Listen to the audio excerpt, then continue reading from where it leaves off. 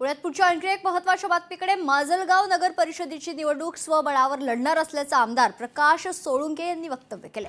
शरद पवार यांनी ओबीसी संदर्भात जो निर्णय घेतला त्याचं प्रकाश सोळुंके यांनी स्वागत केले।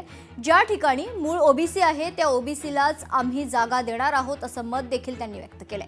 याच विषयी त्यांच्याशी बातचीत केली लोकशाहीचे प्रतिनिधी हरिदास तावरे यांनी।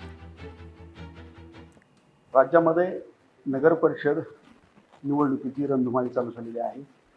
माजलगाव नगर परिषदेची निवडणूक आहे, कशा पद्धतीने लढली जाणार आहे आपल्याबरोबर प्रकाश दादा आहेत। आता माजलगाव मतदारसंघामध्ये 2 नगर परिषदेच्या निवडणुका आहेत, एक माजलगाव आणि दुसरी धारूर। तर त्या दृष्टिकोनातून आम्ही मागच्या 3-4 दिवसापासून जे इच्छुक उमेदवार आहेत त्यांच्या मुलाखती घेण्याचा कार्यक्रम पार पाडलेला आहे आणि आता 1-2 दिवसातच, कारण 17 तारीख अर्ज भरण्याची शेवटची तारीख आहे, त्या दृष्टिकोनातून आता आम्ही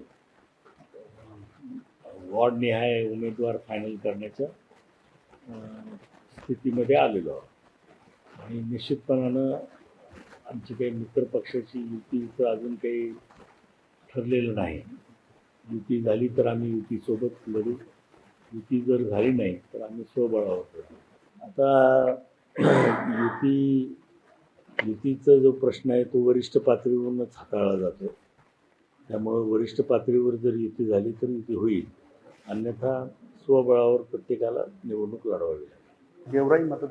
गेवराई नगर परिषदेमध्ये देखील आता 3ही सत्ताधारी पक्ष जे आहेत ते मात्र एकमेकाच्या विरोधात उभा राहिले त्या ठिकाणी पाहायला मिळते। मात्र माजलगाव नगर परिषदेमध्ये देखील हीच परिस्थिती होत असल्याचं चित्र या ठिकाणी पाहायला मिळते। हरिदास तावरे, लोकशाही मराठी, माजलगाव, बीड। लोकशाही मराठी, ऐका, पहा, जागरूक रहा।